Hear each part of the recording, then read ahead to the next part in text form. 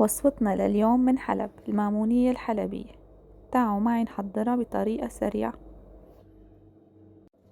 على طنجرة تحتاج 4 أكواب من المي، كوبين من السكر كميته نص كمية المي، فيكن تخففوا الحلا.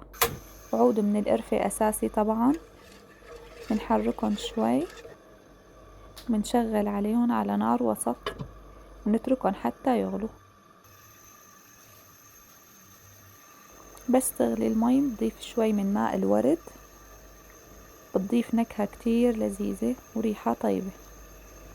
بهالوقت فيكن تشيلوا عود القرفة أو تخلوا بهالوقت. وهلأ خلونا نحمص السميد. مندوب شوي من الزبدة، طبعا الزبدة أساسية مو زيت. بس تدوب الزبدة عندي وتحمى، بنزل بكوب من السميد الوسط، مو ناعم ومو خشن، لقيته أفضل خيار السميد الوسط. منقلبن شوي ما كتير حتى السميد يتشرب بالزبدة ونحصل على اللون الذهبي. حتى توصلكم فيديوهاتنا اشتركوا بالقناة. وهلأ بننزل بالسميد على المي هي وعم تغلي، لازم يعطينا هذا الشكل.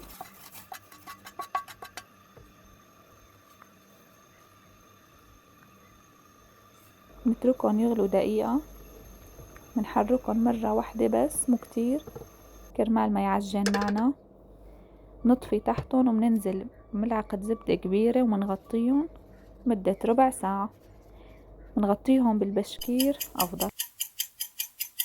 بعد ربع ساعة شوفوا القوام كيف.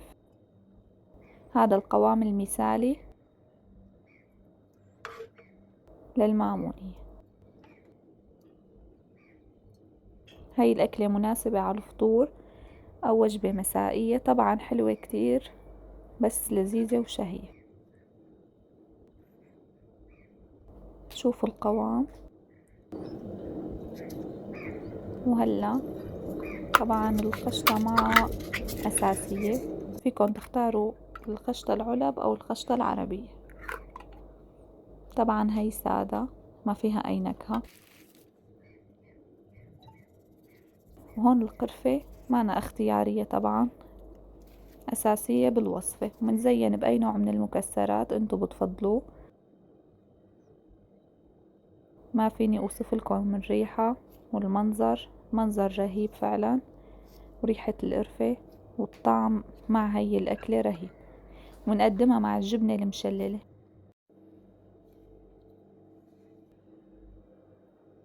لازم تجربوا هي الوصفة عن جد، ما بتاخد معكم وقت وطعمتها رهيبة جدا.